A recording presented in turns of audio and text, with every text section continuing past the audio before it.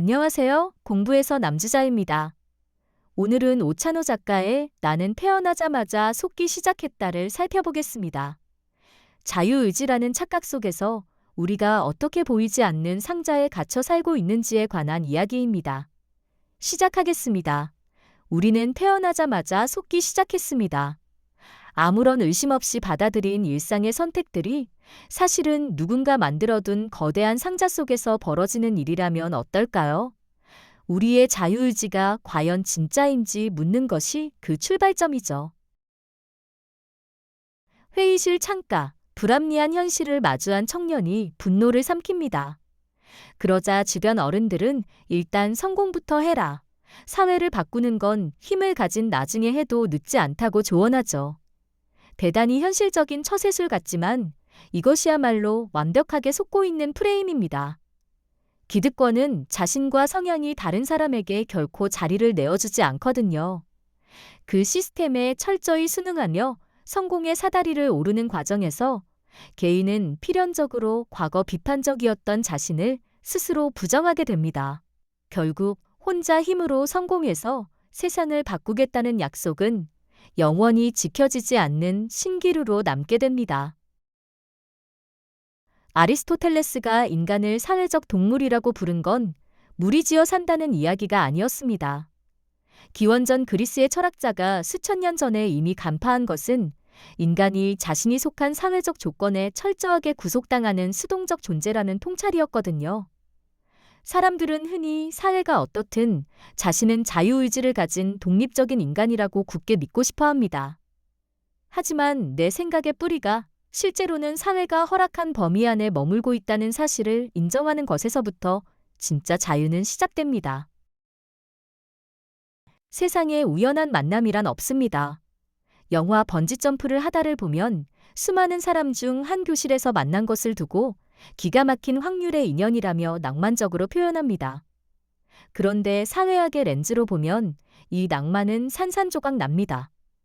붉은 실로 이어져 있다고 믿는 그 만남도 실제로는 고도로 설계된 사회적 필연이거든요. 나의 자유로운 선택인 줄 알았던 인간관계가 사실은 보이지 않는 구조에 의해 이미 맺어질 사람만 맺어지도록 조율되고 있다는 뜻입니다. 그 구조가 구체적으로 어떻게 작동하는지 숫자로 보여드리겠습니다. 우리나라 만 5살 이하 아동의 84%가 사교육을 받는다는 통계가 그 구조를 생생하게 증명합니다. 유치원도 가기 전 출발선은 같아 보였을지 몰라도 시간이 지날수록 부모의 경제력과 정보력, 그리고 사교육이라는 거대한 깔때기가 아이들을 걸러냅니다. 특수 목적 고등학교로 가는 아이들과 일반 고등학교로 가는 아이들은 물리적으로 철저히 분리되죠. 이 계층의 크기는 우리가 훗날 우연의 가장에 만나게 될 인연의 풀을 미리 쪼개버리는 겁니다. 그리고 이 분리는 인간관계에서 끝나지 않습니다. 우리 내면으로 훨씬 깊이 파고듭니다. 잠시 시점을 바꾸어 우리 내면의 착각을 들여다보겠습니다. 앞서 말한 운명적인 만남은 사회경제적 동질화에 의한 결과물입니다. 그렇다면 우리의 도덕성이나 지식은 어떨까요? 나만의 독립적인 이성이라 믿었던 도덕성은 알고 보면 상황과 권위가 강제하는 폭력성일 확률이 대단히 높습니다. 절대적인 진리라고 굳게 믿었던 지식 역시 내가 속한 시대의 패러다임을 한 발짝도 벗어나지 못한 시대적 한계에 불과한 것이죠. 인간관계, 도덕성, 지식 등 내가 온전히 결정했다고 믿는 것들의 진짜 설계도를 뜯어보면 그 안에는 촘촘하게 짜인 사회의 지배 논리가 숨어 있습니다. 그렇다면 평범한 우리는 어떻게 이 지배 논리의 부품이 되어버리는 걸까요? 평범한 사람이 시스템의 부품이 되는 데는 세 가지 심리적 장치가 작동합니다. 첫 번째는 미국 심리학자 솔로몬 애쉬가 진행한 동조 실험입니다. 애쉬는 피험자에게 선의 길이를 비교하라는 단순한 문제를 냈습니다. 그런데 주변의 다른 사람들이 일부러 틀린 답을 말하자 피험자의 3분의 1 이상이 자신의 눈을 믿지 않고 다수를 따랐습니다. 다른 답을 내면 비정상으로 규정당할까 하는 두려움이 진실보다 강했던 거죠. 두 번째는 환원 원숭이 실험입니다. 사다리를 오르면 찬물을 맞도록 설계된 우리 속에서 원숭이들은 이유도 모른 채 서로 사다리를 오르지 않도록 제지하는 행동을 학습했습니다. 나중에 찬물이 나오지 않도록 장치를 조작해도 새로 들어온 원숭이들조차 기존 무리의 행동을 그대로 따랐습니다. 이유를 모른 채 관습에 순응하는 무기력함이 어떻게 다음 세대로 전수되는지 보여주는 장면입니다. 세 번째는 예일대 심리학자 스탠리 밀그램의 유명한 실험입니다. 밀그램은 피험자에게 흰 가운을 입은 권위자가 계속 진행하라고 지시하자 무려 65%가 450V, 실제였다면 사람을 죽일 수 있는 수준의 전기 충격 버튼을 계속해서 눌렀습니다. 시키는 대로 해야만 한다는 권위자의 한마디가 평범한 인간을 살인의 가해자로 만드는 데 충분했던 겁니다. 이 세 가지 심리적 기제가 우리 일상에서 어떻게 맞물려 돌아갈까요? 당신은 지금 이럴 때가 아니야 라는 사회의 싸늘한 질책이 일상으로 날아듭니다. 이 한마디는 나만 뒤처지면 어쩌지 하는 지독한 공포를 만들어내죠. 불안해진 개인은 맹목적으로 권위에 복종하며 타인과 자녀에게 가혹한 압박을 가하기 시작합니다. 결국 원래 세상이 다 이런 거야 라며 체념하는 무기력함을 다음 세대에게 고스란히 물려주게 됩니다. 이 무한한 굴레야말로 개인이 사회를 절대 의심하지 못하게 막는 견고한 보이지 않는 상자 그 자체입니다. 그리고 이 굴레가 한국 사회에서 얼마나 극단적인 숫자로 나타나는지 다음 장이 훨씬 충격적입니다. 한국 사회에서 이 억압의 굴레는 상상을 초월하는 압력을 자랑합니다. 아이 한 명을 대학에 보낼 때까지 드는 평균 양육비가 무려 3억 1천만 원에 달하거든요.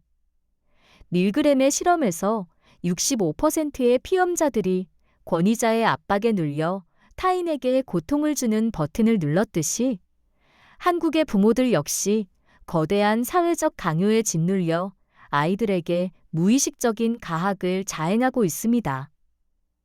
그 결과가 바로 세계 최하위 수준에 머물고 있는 대한민국 청소년의 행복지수입니다. 맹목적인 수능이 만들어낸 너무나도 아픈 자화상이죠. 잠시 무거운 이야기를 내려놓고 장난감 이야기를 해보겠습니다. 놀랍게도 아이들의 놀이 방식조차 사회에 따라 완전히 달라집니다. 덴마크 장난감인 레고는 똑같은 조건의 블록이지만 미국과 독일 아이들은 전혀 다른 방식으로 접근합니다. 위로부터의 가르침에 익숙한 사회인 독일에서는 설명서대로 완벽히 복제하고 전시하는 질서가 강조됩니다. 반면 미국 아이들은 설명서를 무시하고 멋대로 조립하는 자유분방함을 보이죠. 똑같은 장난감이라도 어떤 사회적 상자 안에 있느냐에 따라 인간의 행동 양식이 180도 달라진다는 것을 이보다 선명하게 보여주는 사례도 드뭅니다. 레고 한 조각이 이럴진데 천재라는 사람들은 어땠을까요? 시대를 뛰어넘었다고 칭송받는 천재들조차 자신이 살던 시대의 패러다임이라는 단단한 벽은 훌쩍 넘어서지 못했습니다.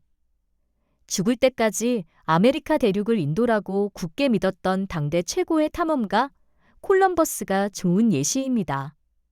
그는 대서양을 건너는 항해를 설계한 탁월한 인물이었지만 기존 지리학의 틀이 허락하지 않은 사실을 인정하는 것은 끝내 하지 못했습니다. 서기 100년 무렵의 지식으로 쓰여 공룡의 존재를 상상조차 하지 못한 성경도 마찬가지입니다.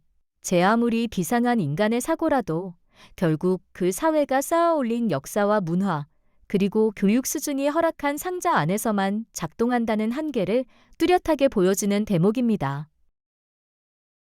이 상자 안에서 우리는 피해자일까요? 아니면 가해자일까요? 뼈아프게도 정답은 둘 다입니다.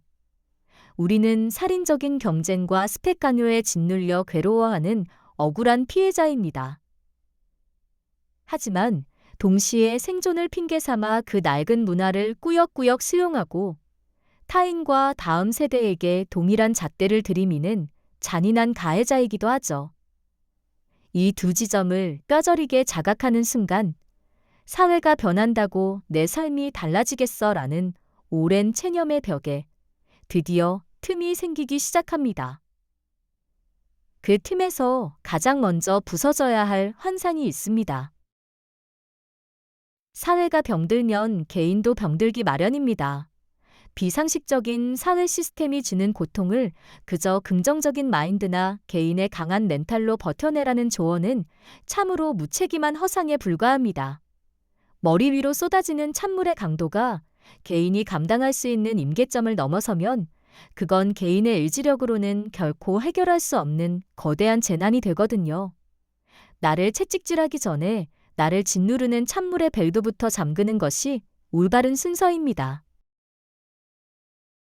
자신의 한계를 그어놓은 상자 밖으로 당당하게 걸어나가는 사람을 상상해 보십시오. 우리는 초인적인 멘탈을 유지하면서 착취당하지 않는 평범하고 인간답게 살 수 있는 사회를 요구해야 합니다. 그러기 위해서는 내가 내 삶을 온전히 주도하고 있다는 오만한 착각부터 과감히 버려야 하죠. 나의 굳건한 상식이 혹시 사회가 주입한 억압은 아닌지 끊임없이 의심해야 합니다. 비판적 시민으로서 깨어있으며 의무를 다하고 권리를 주장하는 것.